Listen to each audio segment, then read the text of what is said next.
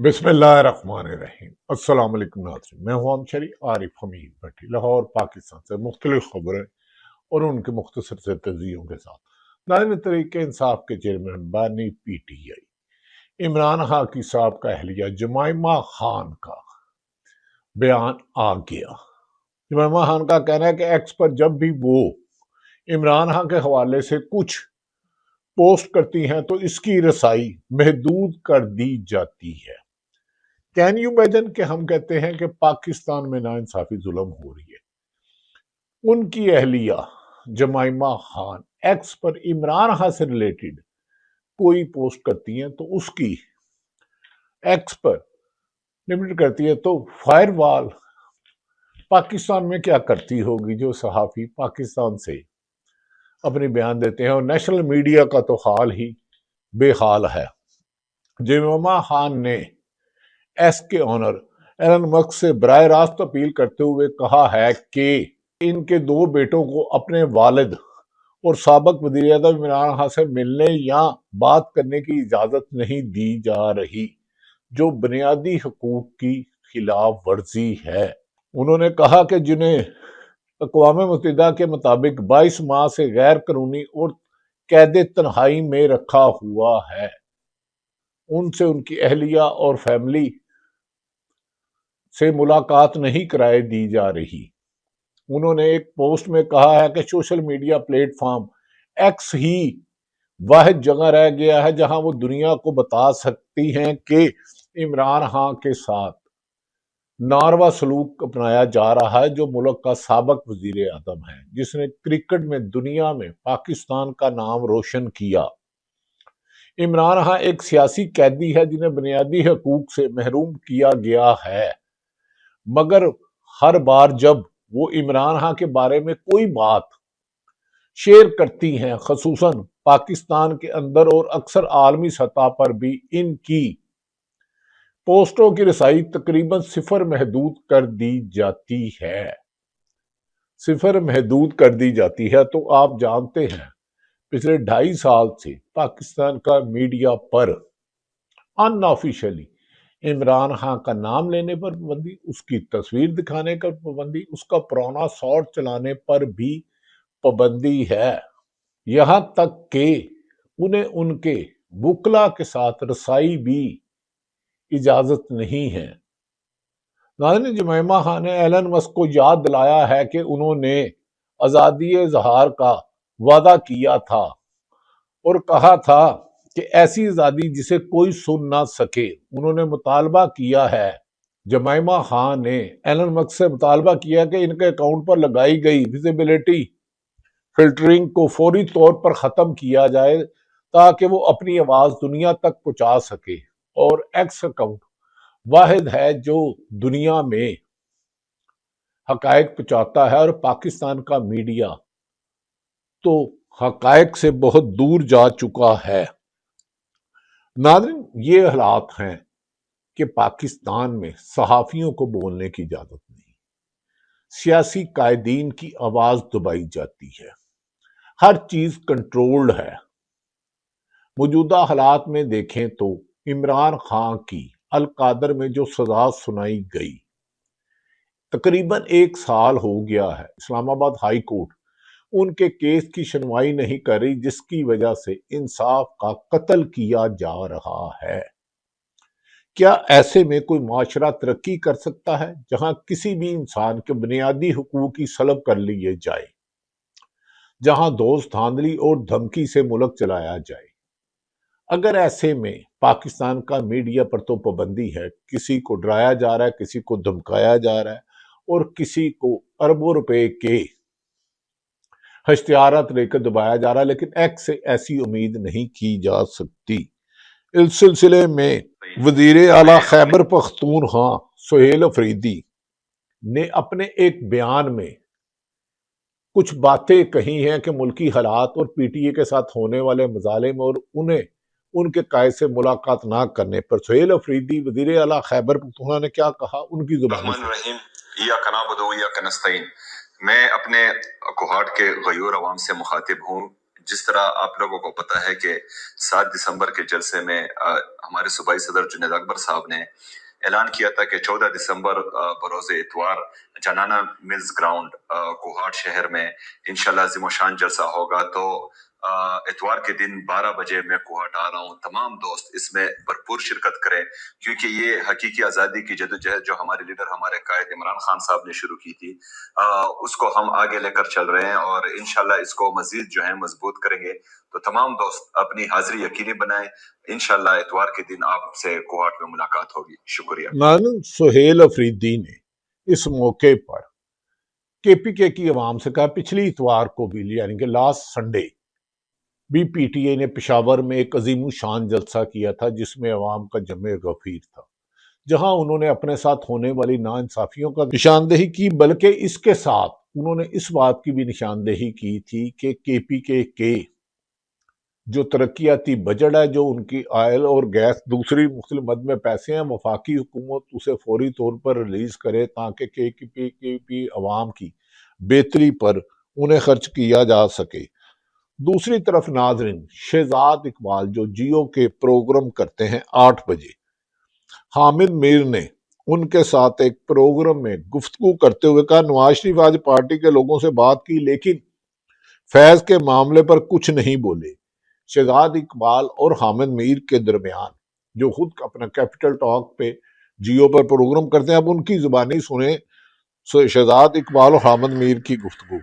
صاحب لیکن آج انہوں نے اپنی پارٹی کے لوگوں سے بات کی، انہوں نے کوئی بات ہی نہیں کی. ایک ہفتہ پہلے انہوں نے کہا تھا عمران خان کے جو سہولت کاریں لانے والے ان سب کے خلاف احتساب ہونا چاہیے، لیکن آج انہوں نے اس حوالے سے کوئی بات نہیں کی. بس انہوں نے اتنا کہا کہ فضا اچھی ہے، پارٹی کو فائدہ اٹھانا چاہیے اور فضا اتنی اچھی ہے کہ آپ سے لوگ ٹکٹ مانگنے آئیں گے. اب کیا وجہ ہوگی کہ انہوں نے کوئی تبصرہ نہیں کیا اس پر؟ آج دیکھیں نا، اگر انویسٹیگیشن ہوگی نا شہزاد صاحب، اگر انویسٹیگیشن ہوگی کہ جنرل فیض جو ہے وہ سیاست میں کیا کیا مداخلت کرتے رہے ہیں تو پھر یہ بات کھلے گی.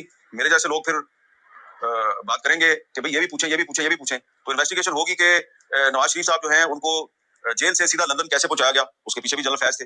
حامد میر صاحب نے ٹھیک فرمایا کہ جب انویسٹیگیشن چلے گی تو پھر سوال ہوگا کہ ایک بندہ جسے سپریم کورٹ نے سزا دی، جو جیل میں تھا، اچانک اس کے پلیٹلیٹس کم اور زیادہ ہوتے ہیں، اور اس سلسلے میں سینیٹر فیصل واڈا کہہ چکے ہیں ان کے پلیٹلیٹس کی رپورٹیں ان کے گھر میں تیار ہوئی. ایسا شخص جس کی سیاسی مخالفین یعنی کہ عمران خان وزیر اعظم ہو، ان کے وفاق میں بھی ان کی حکومت اور پنجاب میں بھی ہو، یاسمین راشد جو اس وقت کینسر سروائیول ہے 9 مئی کے کیس میں کوڑلپور جیل میں، وہ وزیر ہیلتھ تھی، تو وہ باہر چلے گئے، جس پر خواجہ آصف نے کہا تھا کہ ہمیں عمران خان یہاں عدالتوں نے نہیں بھیجا، ہمیں تو جنرل قمر جاوید باجوہ تھے. کیا فیض حمید نے اگر ماضی میں کسی سیاسی ورکر، کسی سیاسی رہنما، کسی عدالتی شخصیت، کسی صحافی کو کوئی فائدہ دیا یا نقصان پہنچایا تو اس کی تحقیقات سامنے آنی چاہیے تاکہ آئندہ سرکاری افسران اور سیاستدان اپنے دائرہ اختیار میں رہ کر کام سکے اور کسی کے ساتھ نا انصافی نہ ہو. اس کا ایک ہی تقاضا ہے کہ فیض حمید بے جو انہوں نے ایک وقت ان کی توتی بولتا تھا، ان کے نام کی گونج تھی، ہم بھی تھوڑا سا شکار رہے ان کے عطاب کا، لیکن وہ تھوڑا سا سمیل وقت تھا، اب تو خیر ایک طویل ہو گیا ہے. تو بہتر یہ ہے کہ اگر نواز شریف صاحب کہتے ہیں قمر جاوید باجوہ صاحب کا بھی احتساب ہو، فیض حمید کا بھی ہو، اور وہ خود کہتے رہے ہیں عمران خان ہی ان کو لانے والے اصل مجرم ہیں، تو پھر اس کی مکمل تحقیقات ہوں کہ فیض حمید کو انکل کون کہتا تھا، فیض حمید نے کن صحافیوں کو سکرو کیا، کنہیں فائدہ پہنچایا، کون کون سے افسران سیاستدان ان سے فیض یاب ہوتے رہے اور کن کو انہوں نے دھمکایا. اگر ایک دفعہ یہ مکمل تحقیقات ہو جائے اور ذمہ داروں کے خلاف آئین اور قانون کے مطابق کارروائی ہو جائے تو پھر یاد رکھ لیں یہ ملک ایک قدم آگے بڑھے گا. دوسری طرف ناظرین، ہمارے دوست اطہر کاظمی صاحب کے پروگرام میں پھر حامد میر نے نواز شریف خان کی رہائی نہیں چاہتے، نواز شریف عمران خان کی رہائی نہیں چاہتے. اطہر کاظمی جنہیں بہت مبارک ہو، انہوں نے ایکسپریس ٹی وی جوائن کیا، اس میں حامد میر صاحب نے کیا فرمایا اب ان کی زبانی سنیں. میں کچھ صحافی یہ بھی خبریں دے رہے تھے کہ میاں صاحب چاہتے ہیں کہ عمران خان صاحب رہا ہو جائے اور وہ ان کی رہائی کی کوشش بھی کر رہے ہیں. نہیں، میں ان صحافی دوستوں سے اتفاق نہیں کرتا جو یہ سمجھتے ہیں کہ میاں صاحب عمران خان کی رہائی کی کوشش کر رہے ہیں. میاں صاحب جو ہے وہ تو یہ چاہتے ہیں کہ عمران خان بھی اندر رہے اور آج جنرل فیض کو سزا ہوئی ہے، اس پر بھی وہ بڑے خوش ہوں گے. وہ یہ چاہتے ہیں کہ جنرل فیض کے ساتھ ساتھ جنرل قمر جاوید باجوہ ہے اس کو بھی سزا ملنی چاہیے، کیونکہ قمر جاوید باجوہ صاحب سے ان کو شکوہ یہ ہے کہ انہوں نے بڑے چاؤ کے ساتھ 2017 میں آؤٹ آف پروموشن میرٹ پہ تو نہیں آتے تھے، تو ان کو بڑے چاؤ کے ساتھ ان کے سسر جنرل اعجاز امجد کی سفارش پر آرمی چیف بنایا، اور اس کے بعد پہلے کیا کیا کہ DGISPR نے ایک ٹویٹ کی ریجیکٹڈ، اور وہ ایک منہ پہ تماچا تھا جنرل قمر جاوید باجوہ کی طرف سے نواز شریف پر، اور اس کے بعد پھر نواز شریف نے ایک سپریم کورٹ کے فیصلے کے ذریعے ان کو ڈسکوالیفائی کروا دیا، اور پھر ان کو گرفتار بھی کروا دیا، پھر ان کی بیٹی کو بھی گرفتار کروا دیا، اور پھر عمران خان صاحب وزیر اعظم بن گئے. تو عمران جو نواز شریف صاحب ہیں اس وقت ان کی خواہش بالکل نہیں ہے کہ عمران خان رہا ہو جائے، کیونکہ مریم نواز صاحب تو کئی دفعہ کہہ چکی ہیں کہ عمران خان تم اب اگلے کئی سال تک جیل میں رہو گے. تو وہ اصل میں اپنے والد صاحب کے جذبات کی ترجمانی کرتی ہیں. والد صاحب صرف یہ چاہتے ہیں کہ فیض بھی چلا گیا جیل میں، عمران خان بھی جیل میں چلا گیا، اب باجوہ صاحب بھی جیل میں جائیں. ناظرین میرا خیال ہے حامد میر صاحب ٹھیک فرما رہے ہیں، کیونکہ اگر عمران خان رہا ہوتے ہیں تو موجودہ حکمرانوں کی حکومت ہی ختم ہو جاتی ہے. اس وقت عوام کی 40% آبادی 80% آبادی پاکستان کی پاپولیشن کی عمران خان کے ساتھ ہے. نواز شریف اسی شرط پہ انہوں نے قمر جاوید باجوہ سے دوستی کی تھی، فیض حمید سے دوستی کی تھی کہ ان کا عمران خان کی حکومت بھیجیں گے. 9 اپریل 2022 کو یہ کیسے ہو سکتا ہے کہ وزیر اعظم نواز شریف ہو اور ان کی اتحادی جماعتیں راتوں رات عمران خان کو چھوڑ دے، اسلام آباد میں پریزن وین آ جائے، رات کو عدالتیں کھل جائے جس خوف پر، اور عمران خان کے اتحادی باپ پارٹی ہو، MQM ہو، جتنی جماعتیں ہوں، اور مسلم لیگ نون کو اقتدار مل جائے جن کی اکثریت نہ ہو، جو خود کہتے تھے کہ عدم اعتماد کبھی کامیاب نہیں ہوتی جب تک اسٹیبلشمنٹ ساتھ نہ ہو. تو خود جمعیت علماء اسلام کے سربراہ مولانا فضل الرحمان کہہ چکے ہیں کہ انہیں قمر جاوید باجوہ صاحب نے، سابق آرمی چیف صاحب نے بلا کر کہا تھا کہ آپ فوری طور پر عدم اعتماد لائیں، اور ہم سب کو اکٹھا کیا تھا. اس کے بعد عمران خان کی رخصت ختم کی تھی. اگر قمر جاوید باجوہ صاحب کو نواز شریف نے جونیئر ہونے کے باوجود آرمی چیف لگایا تو پھر وہ الیکشن بھی جیتے، لیکن اس کے بعد 2018 کے الیکشن میں جب ان کے اختلافات ہو گئے، حامد میر صاحب کے مطابق ان کے سسر کے کہنے پر انہوں نے لگوایا، اور ان کے سسر جنرل غاربہ ریٹائرڈ اعجاز صاحب ہیں، ان کے گھر میں مسلم لیگ کی خواجہ آصف ہو، رانا تنویر صاحب ہو، رانا شمیم صاحب میرے بزرگ ہیں قابل احترام، اکثر دیکھے جاتے تھے اور ان کی تعریفیں کرتے تھے، ان کے لیے کھانا پکا کر لے جاتے تھے. تو کیا وجہ ہوئی کہ اگر عمران نواز شریف کی حکومت غلط گئی تو اس کی تحقیقات ہونی چاہیے. اگر ان کو سزا ہوئی تو عدالتیں موجود تھیں، سپریم کورٹ نے سزا سنائی تھی. اس وقت تو نہ 26ویں ترمیم آئی تھی نہ 27ویں ترمیم آئی تھی. مجھے یاد ہے کہ 2017 میں جب میں نے اور صابر شاکر نے سابق صدر مرحوم جنرل پرویز مشرف کا انٹرویو دبئی میں کیا 2017 میں، تو انہوں نے کہا کہ مجھے اسٹیبلشمنٹ یعنی کہ قمر باجوہ نے اس وقت پیغام بھیجا تھا کہ آپ پاکستان آنے کی کوشش نہ کریں، عدلیہ ہم مینج نہیں کر سکتے.